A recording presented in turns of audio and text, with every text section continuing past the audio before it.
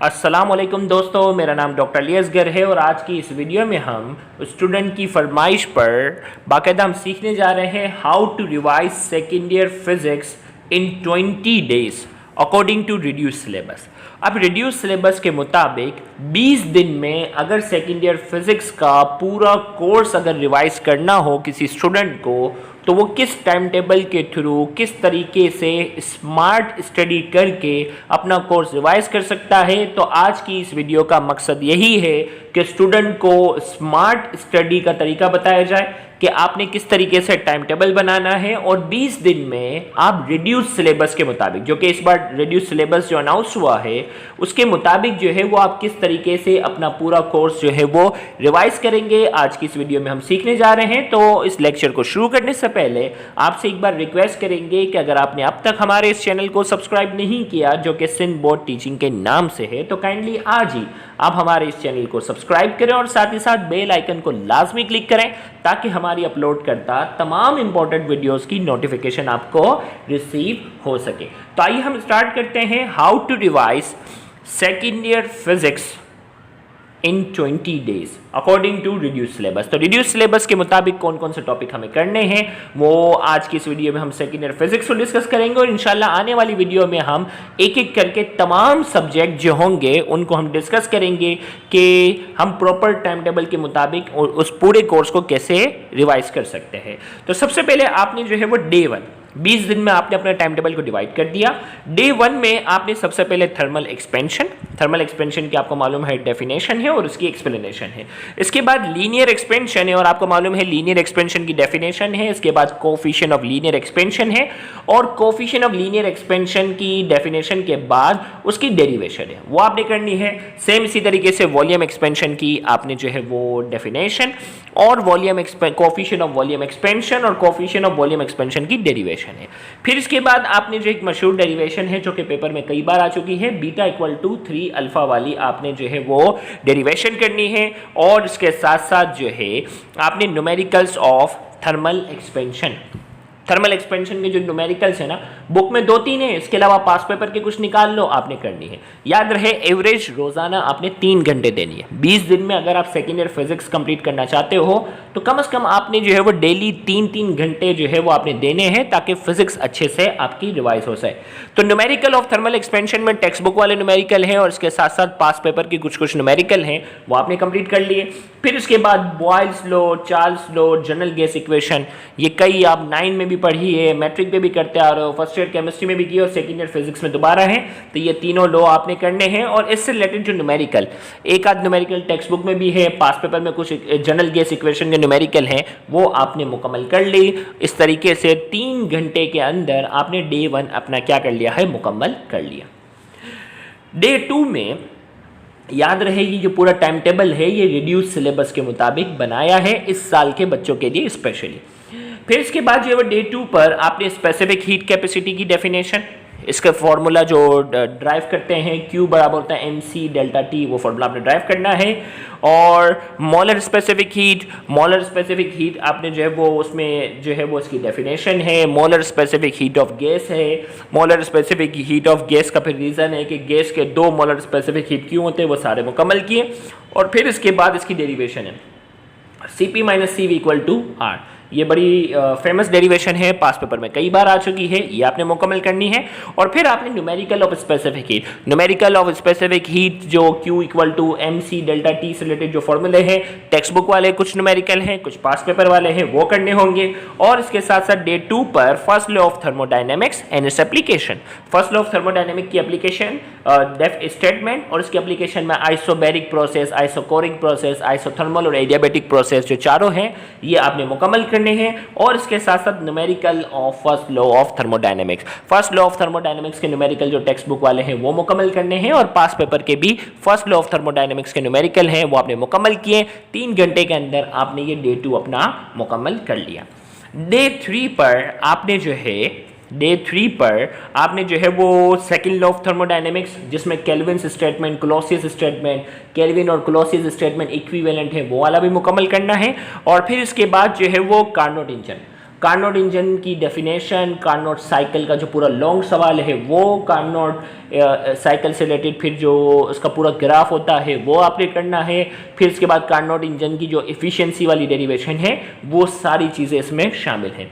फिर इसके बाद न्यूमेरिकल्स ऑफ कार्नोट इंजन, हर साल इसका एक आध न्यूमेरिकल जरूर आता है, तो कार्नोट इंजन के 2 से 3 न्यूमेरिकल टेक्स्ट बुक में शामिल हैं और इसके साथ साथ पास पेपर वाले न्यूमेरिकल भी आपने करने हैं। फिर डे 3 पर आपने क्या करना है, कूलम्स लॉ। कूलम्स लॉ आपको मालूम है, कूलम्स लॉ की स्टेटमेंट, इसकी डेरिवेशन आपने करनी है, और न्यूमेरिकल्स ऑफ कूलम्स लॉ जो कि टेक्स्ट बुक के अंदर 2-3 न्यूमेरिकल शामिल हैं वो आपने जो है वो सॉल्व करने हैं। इस तरीके से आपका डे 3 जो है वो सेकेंड ईयर फिजिक्स का मुकम्मल हुआ।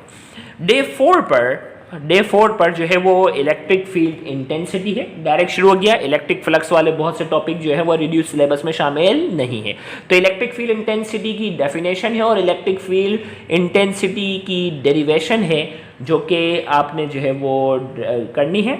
फिर इसके बाद आ जाता है गॉसेस लॉ। गॉसेस लॉ की जो है वो स्टेटमेंट है और गॉसेस लॉ की एप्लीकेशन। गॉसेस लॉ की एप्लीकेशन में क्या होता है, electric field intensity of charge sphere when point P is outside the sphere, on the surface और इनसाइड, ये 3 डेरिवेशन आती है। और electric field intensity of infinite sheet of charge, वो डेरिवेशन भी इसका हिस्सा है एप्लीकेशन का। और electric field intensity between 2 opposite charge plate, वो भी इसका हिस्सा है।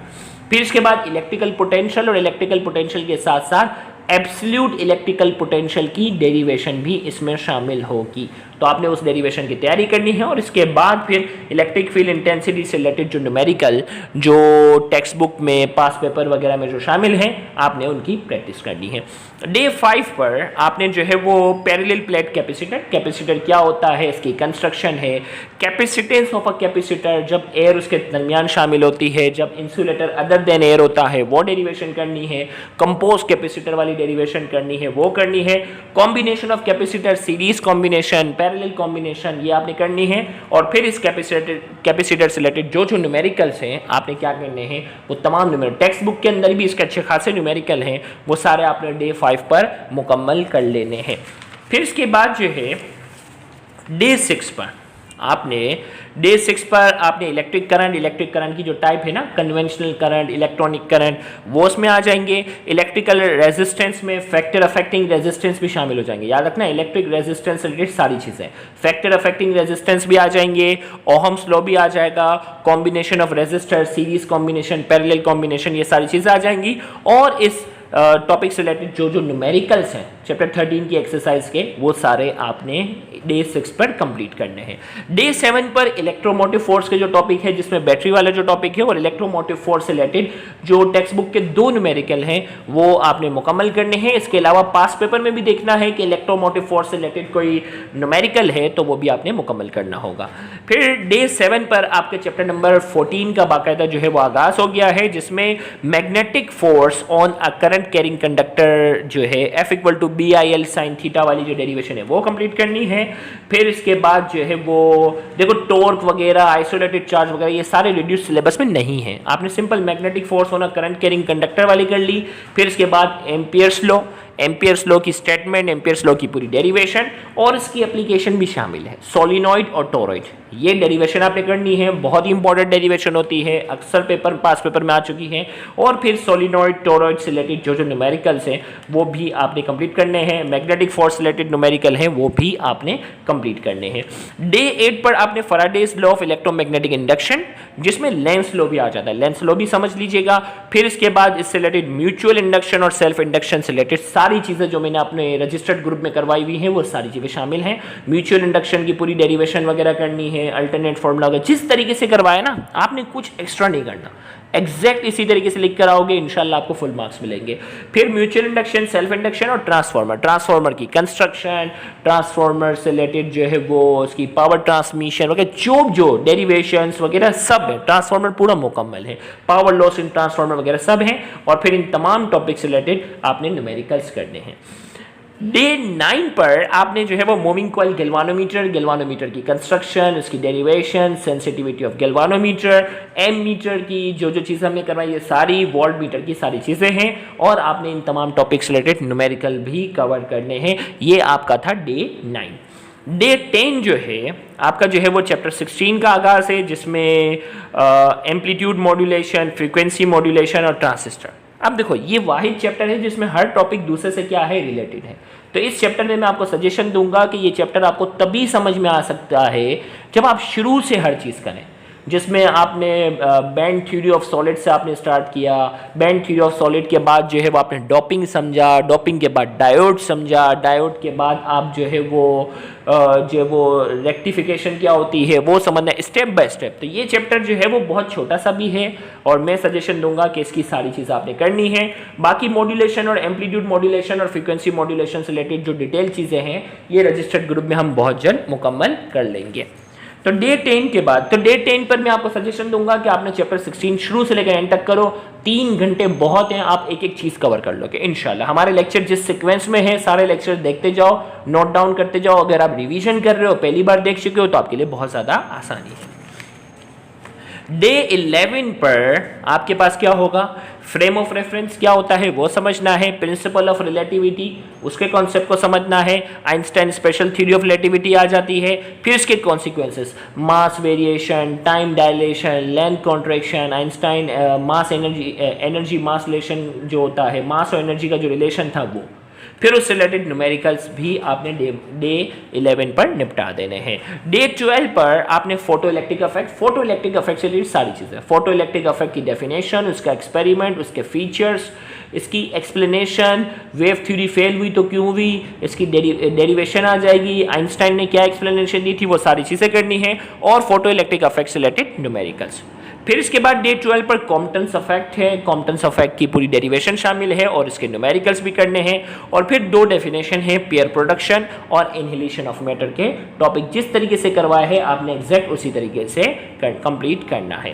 डे 13 पर चैप्टर 18 का बाकायदा जो है वो आगाज हो चुका है, 17 यहाँ जाके मुकम्मल। इसमें आपने Bohr's atomic model for hydrogen atom क्या था वो करना है और इससे रिलेटेड डेरिवेशन भी याद रखिएगा। Bohr's atomic model for hydrogen atom जिसमें रेडियस वाली डेरिवेशन आती है, radius of nth orbit of hydrogen atom, energy of electron वाली आती है, फिर उसके बाद जो है वो वेवलेंथ वाली आ जाती है, वेवलेंथ के बाद जो है वो फ्रीक्वेंसी वाली आ रही होती है, ये सारी डेरिवेशन करनी है, उसके स्पेक्ट्रम, लाइमन सीरीज, बामर सीरीज वगैरह सारे, और फिर इसके न्यूमेरिकल्स भी शामिल है, डिटेल टॉपिक है ये। एक्सरे से रिलेटेड जितनी चीज़ें हमने करवाई है सारी एक्सरे के जो स्पेक्ट्रम है वो सारी चीज़ें आ जाएंगी। डे 14 पर introduction to laser and its principle, laser के बारे में इसके प्रोसेसेस वगैरह सारी चीज़ें शामिल हैं और लेज़र प्रिंसिपल जो हमने समझा है वो। फिर इसके बाद डे 14 पर जो है वो चैप्टर नंबर 19 का जो है वो बाकायदा आगाज हो जाएगा जिसमें न्यूक्लियर फिशन और फ्यूजन के बारे में जो डिटेल चीज़ें करवाई हैं वो सारी चीज़ें हैं। रेडियो एक्टिविटी का जो एक्सपेरिमेंट करवाया वो सारा है, half life of radio active elements का जो डिटेल टॉपिक है वो सारी चीज़ें शामिल हैं और इससे रिलेटेड आपके जो है वो न्यूमेरिकल्स भी, इक्वेशन वाले जो न्यूमेरिकल्स हैं वो भी आपने डे 14 पर करने हैं। फिर इसके बाद जो है डे 15 पर law of radioactive decay, Wilson cloud chamber और गीगर काउंटर जो है आपने डे 15 पर निपटाते हुए चैप्टर 20 तक आपने अपनी थ्योरी जो है वो सारी मुकम्मल कर ली और साथ ही साथ आपने जो जो न्यूमेरिकल्स थे वो भी मुकम्मल किए। अब लास्ट 5 डेज 20 डेज की बात थी ना, डे 16, 17, 18, 19 और 20 इनकी अगर हम बात करने जा रहे हैं तो डे 16 पर आपने एमसीक्यू की तैयारी शुरू कर दी। आपने जो है वो 2-2 चैप्टर के एमसीक्यू जो है वो क्या करने हैं, करना शुरू कर दिए। कोशिश करें पास पेपर के एमसीक्यू पहले मुकम्मल करें। डे 16 पर आपने जो है वो किसी भी 2 चैप्टर की तैयारी आपने स्टार्ट की क्योंकि टोटल 10 चैप्टर हैं, 2 chapter 2 chapter 2 chapter 2 chapter 2 chapter 5 दिन के अंदर आपने 10 एमसीक्यू की क्या कर ली है, तैयारी की है। शेड्यूल कुछ इस तरीके से होगा कि 3 घंटे है ना, तो 3 घंटे में से 2 घंटे एमसीक्यू को देने, क्योंकि आपका 50% पेपर जो है वो एमसीक्यू पर आएगा। तो एमसीक्यू पर जब तक आप अलग से फोकस नहीं करोगे आपके अच्छे नंबर आ ही नहीं सकते। एमसीक्यू में अगर गलतियां कर ली आपकी परसेंटेज का सत्यानाश हो गया, और एमसीक्यू में अगर फुल मार्क्स ले लिया आपकी परसेंटेज जो होगी वो बहुत आगे चले जाएगी। तो इसीलिए हमने पूरे 5 दिन हमने एमसीक्यू पे अलग से रखे हुए हैं। 2-2 चैप्टर करने हैं, 2 घंटे 2 घंटे 2 घंटे 2 घंटे 2 घंटे, और साथ ही साथ न्यूमेरिकल्स। देखिए ये सारे न्यूमेरिकल्स तो ऑलरेडी आप कर चुके हो ना साथ साथ, लेकिन इसके बावजूद भी पास पेपर के कुछ न्यूमेरिकल ऐसे होते हैं जिनके ऊपर अलग से फोकस करना होता है, अलग से हमें देखना होता है कि ये न्यूमेरिकल थोड़ा सा मुश्किल है, ये न्यूमेरिकल थोड़ा परेशान कर रहा है। तो वो न्यूमेरिकल जो आपको थोड़े थोड़े परेशान कर रहे हो तो आपने 1-1 घंटा जो है वो 4 दिन रखे हुए हैं आपने न्यूमेरिकल वो न्यूमेरिकल जो आपको परेशान कर रहे हो पास पेपर के, उनको भी आपने कवर करना है। और डे 20 पर पास पेपर के कुछ साइंटिफिक रीजन है जो बार बार रिपीट होते हैं। देखिए साइंटिफिक रीजन पर कोई अलग से ज़्यादा मेहनत करने की नीड नहीं है, लेकिन वो साइंटिफिक रीजन जो पास पेपर में बार बार पूछे गए हो तो आपने डे 20 पर क्या करना है, उनकी भी अच्छे से तैयारी करनी है। इस तरीके से आपके MCQ, इस तरीके से आपके न्यूमेरिकल, इस तरीके से आपके थ्योरेटिकल टॉपिक जो हैं ये सारे के सारे आपने 20 दिन के अंदर क्या कर लिए, मुकम्मल कर लिए। उम्मीद करते हैं कि आज की इस वीडियो से आपको जो है वो बहुत ज़्यादा फायदा होगा। Thank you very much. अल्लाह हाफ़िज़।